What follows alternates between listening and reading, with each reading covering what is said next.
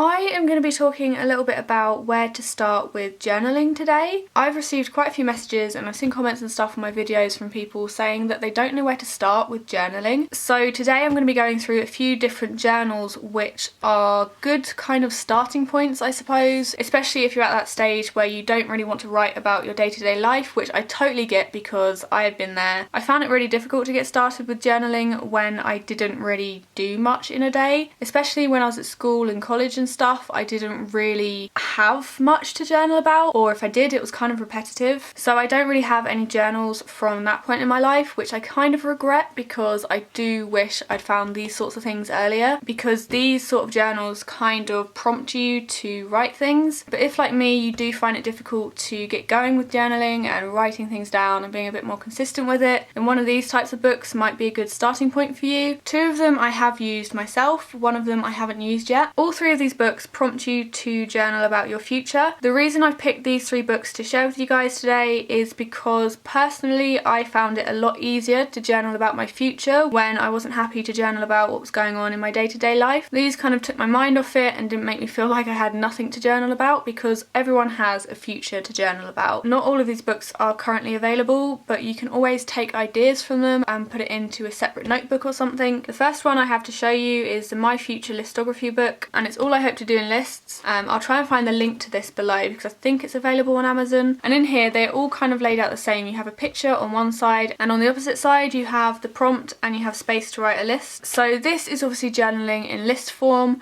This is probably the most simplest kind of journaling that you could do. This book is kind of full of really random things. List date night ideas to try, list hotels or places that you'd love to spend the night, list what you want to do for future birthdays. So yeah, it's a load of really random things. It's obviously a more laid back way of thinking about your future. Some of the pages I have decorated. I don't want to share everything that's in here, but this is kind of how I decorate, with a little bit of washi tape. And when I've completed a list, I put a little date at the bottom so I can kind of reference when I added things to it. You can of course buy this actual book and fill it in, or you could just start a list journal. So you could get a notebook or a planner or something and you can just add to it every now and again. The next one is this one, which is from Kiki K, and I've had this about a year now. This is the 101 Dreams journal, and I have shared this before on my channel and on my Instagram and stuff. This one is probably the most detailed out of all three of them. In here you have tabs. I'm not sure if you can see that, but you've got a 1-year tab, a 3-year tab, a 5-year tab and a 10-year plus tab. For me, this is a very personal journal, so I don't really want to share it with you guys, but I am going to show you a couple of the pages. In the first section though, there is a lot of prompts and pages that get you thinking about your future and how you're going to fill the book in and stuff. The intro at the front says, imagine a world with no limits, what would you do, see, create or become? That gives you a good idea of how this journal is to be used. I do decorate in this journal. I use stickers and washi tape and stuff and stamps, so I'm not going to show you the detailed journaling part, but this is how I've kind of decorated one of the pages. So I have the actual date in here when I added this to the journal, and then I also stamped down here the big day, so when I do eventually move I can jot it in here.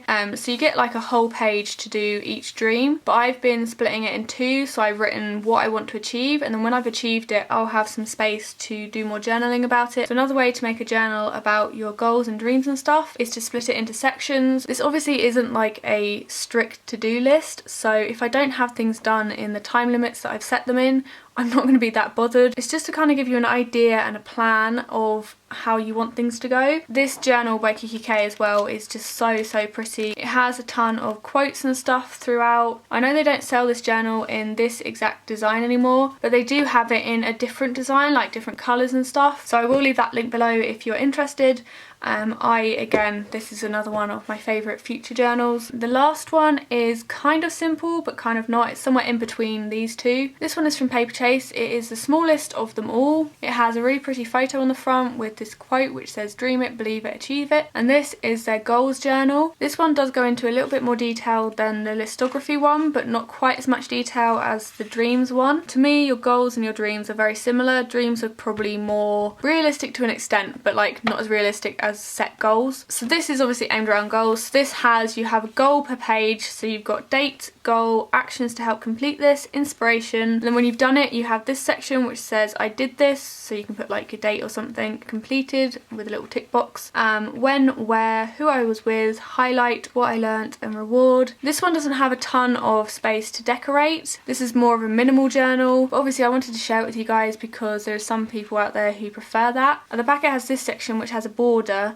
and there's a few pages of that which basically have your goal summaries. So I suppose you could use this section with this section, so you could put them in brief at the back and then more detailed at the front, or you could use this section for smaller goals and this section for the more detailed goals. So yeah, you have the very simplistic, you have the somewhere in between, and then you have the even more detailed. So those were 3 journals which I thought I'd share with you guys if you are stuck on getting started with journaling, or it might have given you some ideas for your already existing journal. I don't know, I hope it helped in some way. I will be doing a few more videos on my journals because a lot of you have requested to see my current journals. So yeah, be sure to keep an eye out for those. Let me know below if you have any questions and I'll do my best to get back to you. Thank you guys so much for watching, and I'll see you in my next video.